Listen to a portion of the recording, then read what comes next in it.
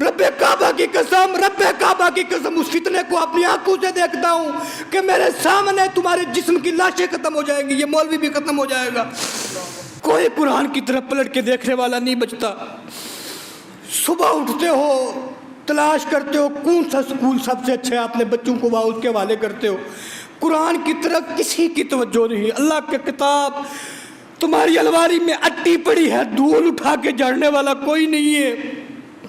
میرے حضور کی ایک حدیث سن لیں، میرے حضور نے فرمایا سیاتی زمان علی امتی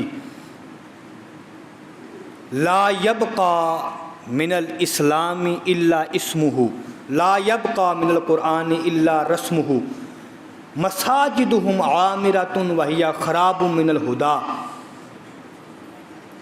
میرے حضور نے فرمایا جب آخری زمانہ آئے گا اسلام نام کا رہ جائے گا۔ اسلام کیسا بچے گا؟ نام کا۔ یہی وجہ ہے کہ مہینہ رمضان کا آتا ہے لیکن پھل والوں کے ریٹ بڑھ جاتے ہیں۔ پتہ ہے شام کے ٹائم جس غریب نے کبھی بھی نہیں کیلا خریدا وہ آج خریدے گا۔ یہی وجہ ہے کہ کھجور کا پورے سال ریٹ کم رہتا ہے لیکن رمضان کے مہینے میں مسلمان کھجور بیچنے والا ہوتا ہے، کافر نہیں بیچتے۔ یہ تجارت ہماری ہے لیکن ریٹ بڑھا دیتے ہیں۔ پتہ ہے جس غریب نے پورے رمضان پورے 11 مہینے کھجور نہیں خریدا رمضان میں خریدے گا، کیوں نہ کھال اتار لی جائے۔ اور پھر صد افسوس اس وقت ہوتا ہے جب ہم مسلمانوں کی بستیوں سے گزرتے ہیں پھر بھی ہمیں لگتا ہے کہ ہم مسلمانوں کے بیچ میں سے گزر رہے ہیں۔ فرمایا لا یبقى من الاسلام الا اسمہ۔ دوسری بات فرمایا لا یبقى من القرآن الا رسمہ۔ قرآن رسمن بچ جائے گا۔ مجھے توجہ کے ساتھ اپنا بھائی سمجھ کے چند لمحوں کے لیے بھول جاؤ یہ کہ مفتی بات کر رہا ہے، ختم۔ میں آپ میں سے نہیں ہوں، مجھے بتاؤ میں کوئی الگ نسل ہوں؟ آپ میں سے نہیں ہوں، میں آپ کا بھائی نہیں ہوں، بولو بولیں آپ کا بھائی نہیں ہوں میں۔ مجھے مفتی صاحب نے چند لمحوں کے لیے، امام بھی نہیں، چند لمحوں کے لیے بزرگ سمجھ لیں، میرا بیٹا مجھ سے مخاطب ہے، یہ جوان سمجھے بڑا بھائی ہے، جو چھوٹے ہیں مجھ سے بڑے ہیں چھوٹا بھائی سمجھ لیں۔ توجہ کے ساتھ میں آپ سے پوچھوں، مجھے ایک بات بتائیں، آپ میں سے کتنے لوگ ایسے موجود ہیں، خدا را سینے پہ تسلی کا ہاتھ رکھ کے بتائیں، جو قرآن کے پیغام کو ترجمے کو سمجھنا تو دور کی بات ہے، مجھے صرف اتنے بتائیں جو قرآن کی سورہ فاتحہ جو 2 مرتبہ نازل ہوئی جو اس کو صحیح طرح پڑھنا جانتا ہے، کتنے پرسنٹ موجود ہے؟ How many?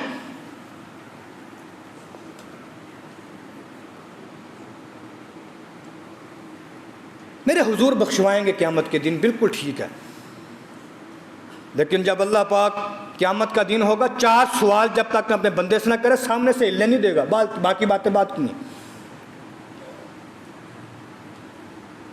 میں آخری 2 باتیں کروں، ان عمری ہی فیما افنا، اس کی عمر کے بارے میں، عمر کے بارے میں 2 سوال ہوں گے، بس کوسچن کا ٹائپ چینج ہوگا۔ ان عمری ہی فیما افنا، عمر کے بارے میں سوال ہوگا بتا کہاں خرچ کی، پھر سوال وہی چینج، ان شباب ہی فیما قضا، جوانی کے بارے میں سوال ہوگا بتا کہاں خرچ کی۔ مجھے بتاؤ ذرا پھر دل کے اوپر تختی کا تسلی کا ہاتھ رکھ کے بچوں کو سارا کچھ ہی پڑھایا، سورہ فاتحہ نہیں سیدھی کروا سکے؟ سمجھ میں کچھ نہیں آتا کہ چھیڑوں داستاں کیسے، میرے ادھر رونا آتا ہے، میں قوم کو کیا کہوں۔ تھوڑی سی اگر سختی سے باتیں کر دی جائیں باہر نکل کے منافقتوں کے مخالفتوں کے ڈھیر لگا دیتے ہیں، مفتی صاحب پتہ نہیں کیا کہہ رہے ہیں۔ مجھے بتاؤ میرے سامنے ایک بندہ قرآن پاک کی آیت الکرسی تک کو غلط پڑھتا ہے، میں کیا کہوں قوم سے؟